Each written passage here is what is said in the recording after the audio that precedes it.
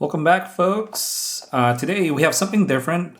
So this is my first Hot Wheels Elite 64 that I'm gonna open.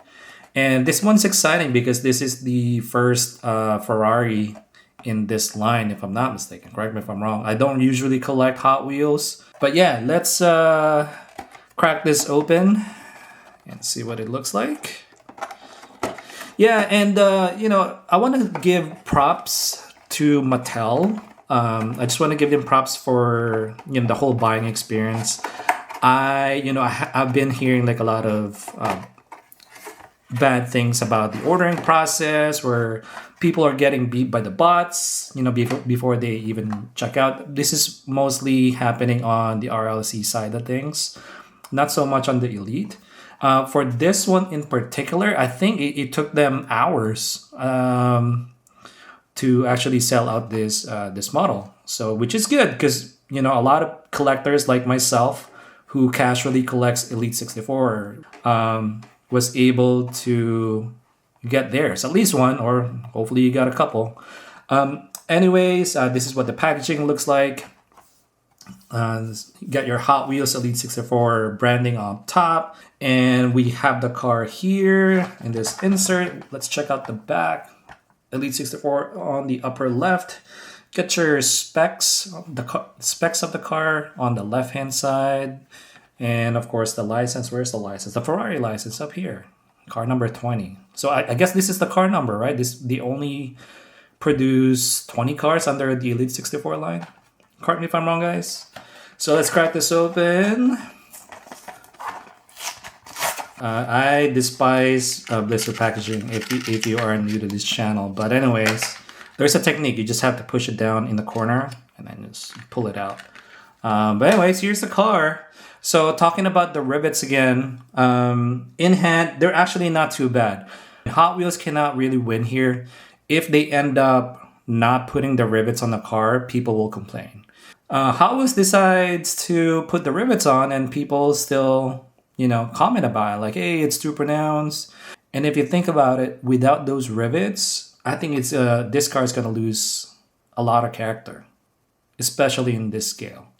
So I don't mind having the rivets there. It doesn't bother me anymore. It used to, not anymore. So enough of the rivets.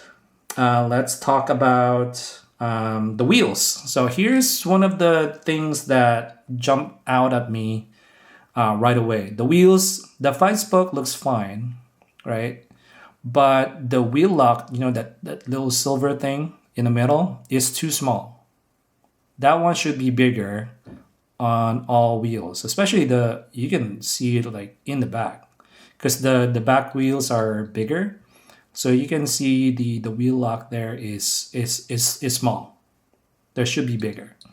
The other thing about the wheels, pardon my lighting, but without my LED light here, you'll notice that the wheels are more on the copper side, which is darker. It should be more bronze, close to gold-ish. That should be the color. But this one's a lot darker than, the real cars. So it should be, like I said, it should be more on the bronze side of things. But it's fine. At least they got the wheels correct, the 5-spoke. And honestly, the paint could be better. It should be more on the metallic side, not like... It looks plasticky to me. Yeah, I think that's what I'm trying to say here. It looks plasticky. Could be better, but it's fine. Now, on the side, on the front fender, you'll notice that there is no Ferrari badge. And I don't mind Mattel leaving that out, because in some models, they don't really have the Ferrari badge on the front fender. They only have one in front, which this one does, doesn't it? Yeah, it does right there in the middle. It's tiny, but it's there. The rivets around the window frame, they definitely could have made these a little cleaner, the rivets. And this slider, this small window that slides in real life, they don't have a slider here. It's just a square hole. And let's talk about the front end. The headlights. The headlights are okay. I don't want to say it's super clear, but it's close to Mini GT. It's kind of frosted, like in some areas, but it's not exactly super clear acrylic. So, and also this is incorrect because the headlight housing in real life is black instead of was this. It's not white, so it's silver, right? So the housing should be black, no, not silver or white. So that's another ding for me. And as I mentioned, the rivets around the bonnet area and the Ferrari badge is nicely centered. Of course, the number box, well, it's not a number box, but the number three is right perfectly centered there on the bonnet. And this is the housing for the vents, if I'm not mistaken. It's nicely painted too. I think in other models like Kyosho, I think this is just black. Correct me if I'm wrong. I haven't seen it in a while, so but at least they made an effort to paint that in silver. The windshield wiper is embedded. Not a lot of details there. It just shows you that hey, here's the wiper. It exists, but it's not a separate piece. And interior. Let's see. Let me try to shine a light here. Okay, you can see the interior here. Well, right there. It's red. It's they painted it in red, and you can see the harness is painted in black. And then in the middle, the buckles are actually painted in silver, which is good. So on the roof side, not much going on here, but we're gonna talk about the engine last because that's the main that's the main reason why I bought this model. And as far as weight, it's quite light. I was expecting it to be more hefty or more heft to it since it's a premium brand, right? But it's quite light. And then on the side skirt here, you'll see some venting. They're not actually vents. They don't go through the casting. They're just painted in black. It represents the vents. These are accurate. Last time I checked, so they have venting on both sides, and then also on the rear fender like this. So that's accurate at least.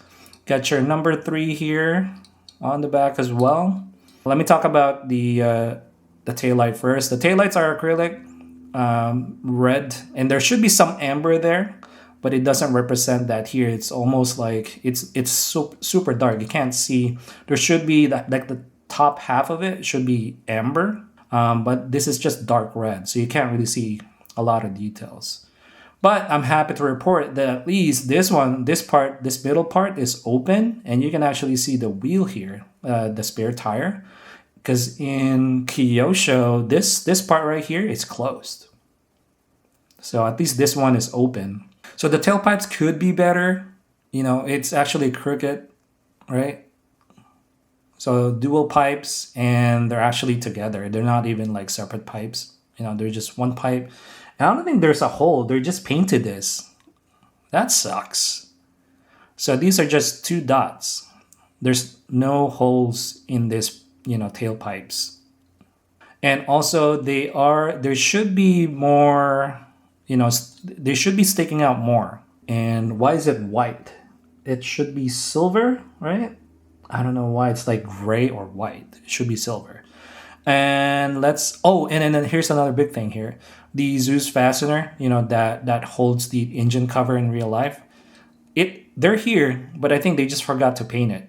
It should be at least black. I mean, if you're not gonna give us of course, a realistic fastener on the back, just at least paint that in black. Come on, Mattel. Anyways, here's the engine cover. Let's take a look. Is there a lock here somewhere? No. And it is not. They didn't give us a tool to open this thing or to prop this thing open. Oh man, it's really tight. Oh, Jesus. Okay. Okay, it's open. Wow, that was harder than I thought. That's what she said. The hinge is nice. It actually holds the engine cover like this. So you don't really need a prop to keep this cover open. So let's talk about the engine. And here's a spare tire that I was talking about. I'm so glad that they added that.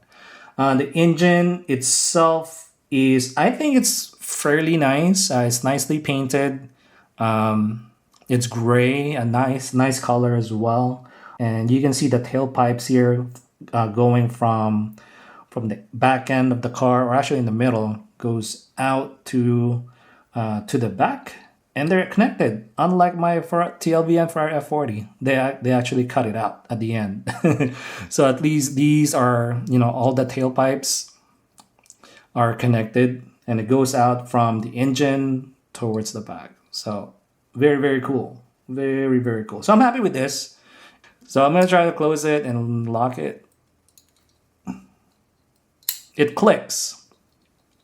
I love that it clicks. So when you tip this over, it's not loose. So that's awesome. TLBN, take note.